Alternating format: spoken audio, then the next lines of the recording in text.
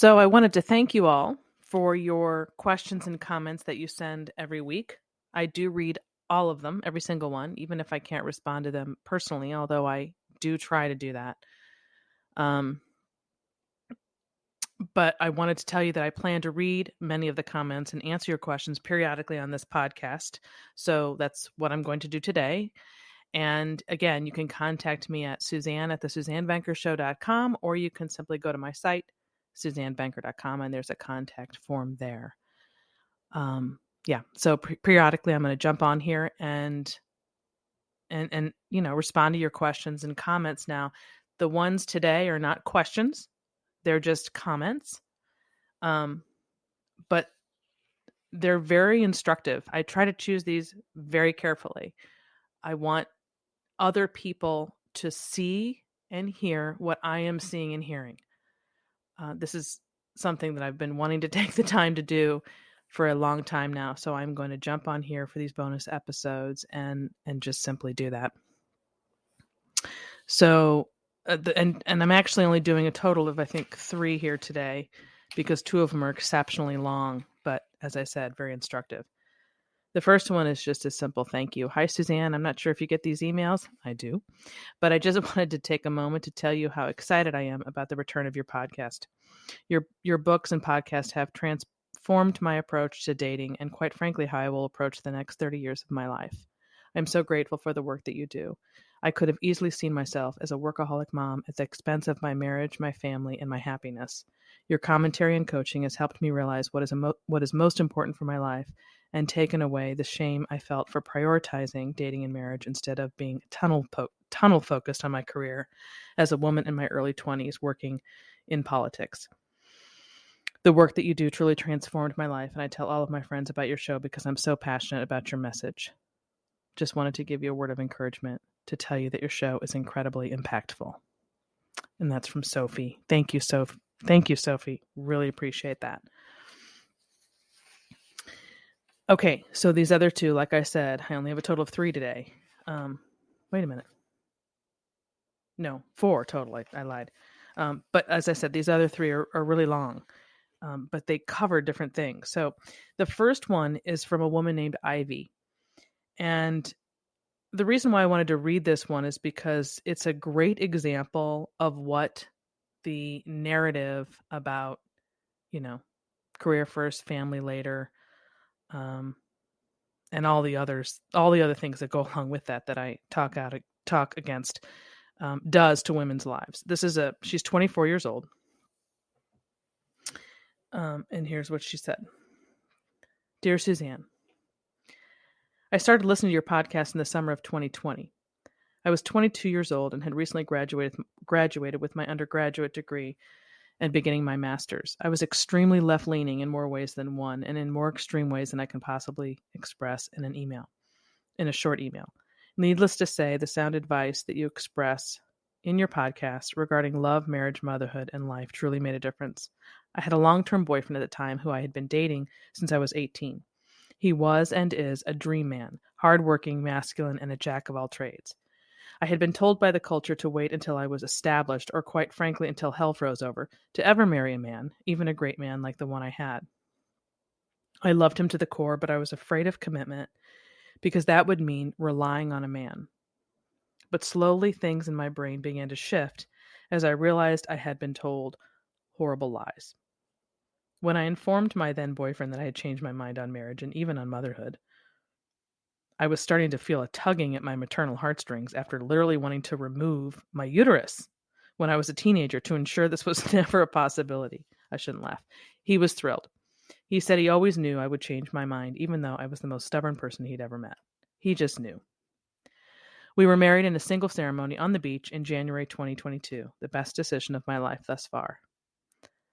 To be certain, I married on the younger end of the scale, but I've always wanted to be the one who makes decisions early and has a strong gut feeling or intuition on major life choices. I graduated high school and college early. I've always felt a bit older than my peers. My husband is 2 years older than I am. For me, getting married in my early 20s felt right, although I tend to agree with your hesitancy to recommend marriage at this stage. It is not something to take lightly, and everyone matures at a different rate. And just to clarify for people, what she means is that I have referenced the fact that if you get married before age 25, your chances of divorce go up pretty considerably. But they only lump in, I mean, when you look at that data, they combine 18 to 25-year-olds. So you're not going to treat a 20-year-old the same as you would a 24-year-old, for example. So you just kind of have to use that take that research with a grain of salt. I also graduated with my master's that same year, but realizing I wanted to be a mother at this stage in my life, more than pursue a decade or more of a PhD in postdoc research, I instead took the past year to nanny and teach swim lessons to children in order to gain some skills in this department. My baby fever intensified, and my husband and I found out we were expecting our first child this summer. I planned to stay home while my children are young and never would have even known that was an option if it had not been for your podcast. For some reason, I equated children with daycare. We have a large sum of money saved because we began living solely off his income when we got married and saved all of my income. Because of this, we know for sure that he makes enough to support us, and we have a sizable cash flow saved up for extra security. We are both debt-free. This life is so possible if you work hard to make it work. I have no idea what the long term holds, but for right now, I'm incredibly blessed that I have been privy to the wisdom you disseminate on your blog and podcast. I'm a better woman for it, and you truly change lives. Thank you, Suzanne. Sincerely, Ivy, a listener in the foothills of the Sierra Nevada. So that's just sort of an example of how a countercultural mindset and life can work in your favor to bypass all that stuff that is going on in the world today that we hear so much about that ends up being so tragic for young people because of their decision to deprioritize our most important relationships. So that's why I wanted to read that to you. This next one is from a woman named Ruby, who was responding to something I'd posted about breadwinning wives and what that looks like for many families on the other side that we don't see, because all we hear about is that's not only, no big deal, but ideal in some cases. She writes, Hi, Suzanne, this is Ruby from your Facebook group who had a mother who was the breadwinner. My parents had many issues because of this, mainly caused by the stress level my mom always had, and she always hated how much time was consumed by work to where she couldn't keep up with housework, which Dad would try to do, but he is not very attention detailed with things, while she is very attention detailed. This caused a lot of strife, just because she would always complain, and no amount of yelling or explaining how to do things the way she wanted them done would have changed how he did it. But she tried again and again. Because of the different streams of income between the two of them, slightly out of necessity, they kept separate bank accounts just because it was easier to keep track of her business expenses that way, and they split bills between them. But because of that lack of combining monetarily, it wound up blowing up in their face this year when Mom found out at tax time that he had racked $5,000 worth of debt that she didn't know about on one of his credit cards. They would have potentially gotten divorced over it if they could have afforded to. It was the bomb that finally woke Dad up, that he has to try and do something to change his providership for the relationship. Because she had worked so hard to keep them comfortable over the years, he had no motivation to try and do something else to make more money. And then she goes, and I'm going to come back to that in a second, but she goes on to explain how she's now married to this great man, and he provides enough for her to stay home. Thank you for everything you do. Our first year of marriage, we practically binge listened to your podcast. We did anything and everything to help make sure we started off on the right foot to solidify a foundation, which will hopefully last us a lifetime. Thank you, Ruby. So I wanted to say something too about that comment. Because her mother had worked so hard to keep them comfortable over the years, her dad had no motivation to try and do something else to make more money. That is super common and never talked about. This reality that because men as a rule are guided and moved by their desire to provide and protect, which is not the reason women work. Women don't work, married women do not work out of a need to provide for their man and their kids. That's not their impetus for working, but it is for a man's. So when a woman's supplanting his role in that way by being the primary or main breadwinner, and this is unintentional, nobody means for this to they don't think about it, but what ends up happening so often is that the man feels less motivated to do what he naturally wants to do, so he'll step back, which again, I hear from these women, so I know what this looks like behind the scenes. It's very much, it's a confusing thing for many couples, for the women in particular, because they don't understand, they don't realize that because men and women are not the same, they don't work for the same reasons, they assume that whatever they're doing won't negatively affect their spouse, or at least in the case of a woman working and being the breadwinner, that they don't understand why that causes a man to deflate. But it does, because it's complicated. It's like you're supplanting what is supposed to be his job, and he wants you to be happy. So if you seem happy in that role and you want to do that, he's going to kind of let you do that. Whereas I remember hearing from somebody once, I might have told you about this, but a woman who, she's a physician and she makes like $500,000 or $600,000 or something, and her husband was a stay-at-home dad and never really went back. And she said if she could do it all over again, there was because he was in business and was doing really well at one point.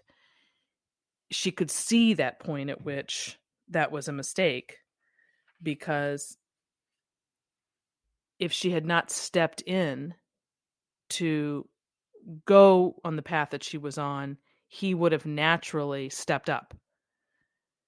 So that's why it's so important that you think about what you ultimately want in your relationship.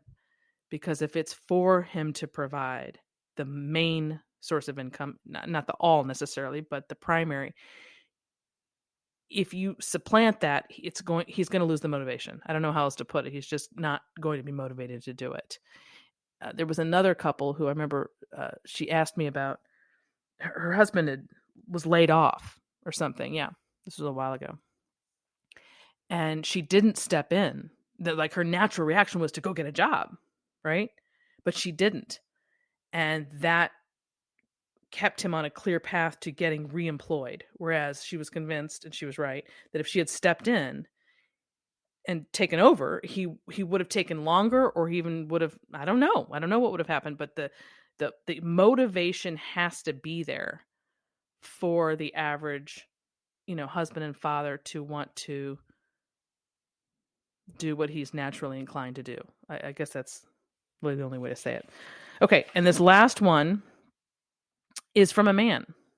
And it's basically a man's answer to a question that women have. And he wrote this out in an email a little while ago, and I wanted to read it to you. His name is Mark, and he said, Dear Suzanne, hi Suzanne, regarding young women and their difficulty in finding a suitable or more marriageable partner, man. The first thing he said was, you can thank your mothers, grandmothers, and sisters for creating a world that doesn't work. That is the root of the problem. No, you can't fix that overnight. Sorry, but it will take at least 2 generations beyond your time to fix the mess. Okay, kind of harsh. Number 2, here's what you can do today. First, listen to what Suzanne says regarding filtering out feminized males. You won't find any that are 100% free, just like there are no longer any women who are 100% free of, he means being a feminist. But you can find someone who is minimally affected. Use Suzanne's approach. It will be up to you to select a workable candidate, then move on to what follows. As Suzanne has told you, men are inherently designed to provide and protect. That is still true.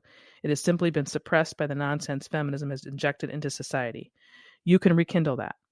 I'm not asking you to manipulate us. I'm asking you to partner with us and do your part to make this work. One of the huge factors men have is the expectations women have. Our default view is that you all want a 10-bedroom, 10,000 square foot mansion with a garage full of shiny new cars and expensive vacations to every destination on planet Earth. That is what you tell us every time we interact with you. You claim your sisters are getting that and that you're entitled to the same. This is the vision of womanhood you all project. Now, he's using the word all, which I would say. Obviously, he's experienced this a lot, and that's not true. It's not all. But he's right. That is absolutely a trend, and the research shows that to be true. So I can't deny that. Actually, I take that back. He wrote here, just not some of you. I'm sorry. No, sorry. He did say not just some of you, all of you, and I'm just not going to go with that. But at any rate, he says you do not comprehend the impression you make on us when we interact with you. You must have a very frank discussion. Tell the man up front that you want to have children and stay home to raise them. You understand that makes a significant financial obligation on his part, and so in turn, that means you are willing to accept a smaller, less expensive house that can be afforded by one income. That you will not complain endlessly that your friends have nicer cars and fancier vacations than what you and your new husband can afford.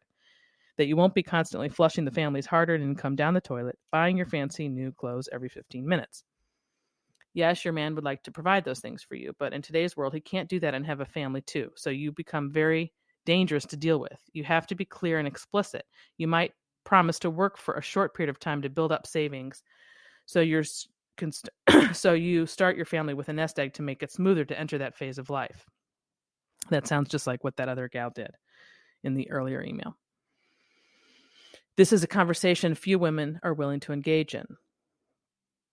Men are not afraid of you or to discuss this. They simply don't want to put themselves in a situation where failure is guaranteed, and that is how most women portray the future they want.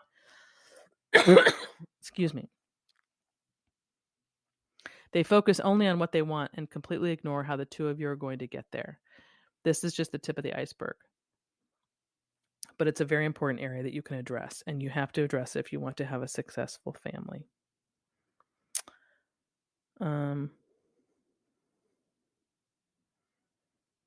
Then it goes on to reference Dave Ramsey. There are lots of resources. Dave Ramsey's a good place. Even if you don't like him or disagree with what he says, his lessons are invaluable. Learn his lessons about personal finance before you talk to your prospective man, so you speak from a place of knowledge and intelligence. Then repeat the courses with your cousin and stay on the winning path. Is life only money and finance? No. But unless the foundation is in place, the house can't stand. God bless you, Suzanne, and the work you do. Love, Mark. Or Mark, not love Mark, just Mark. Anyway, so yeah, that's... See, you might hear that and think, gosh, that sounds really harsh. I don't know. I don't know what you are privy to, but I hear from men like that a lot. So to me, that's actually a really tamed down version. And again, he didn't tell me about his story. I don't know if he's married or not married. But you know, it's the reality that we are in today, and he's not wrong. And it's just hard to hear. The expectations women have today are absolutely off the charts. That's a fact. In fact, recent research just from Pew just showed that one of the reasons why young people are single and not finding their way to each other, and that men are there are twice as many single men as women, is because of the expectations women have. So it's a problem. But yeah, so that's it. That's all I wanted to share with you with this little bonus episode. As I said, I'll do this periodically. Sometimes it will be answering specific questions that you ask, and sometimes it will just be sharing comments that I hear that I think would be helpful to other people, so that I'm not the only one hearing them. Okay, till next week.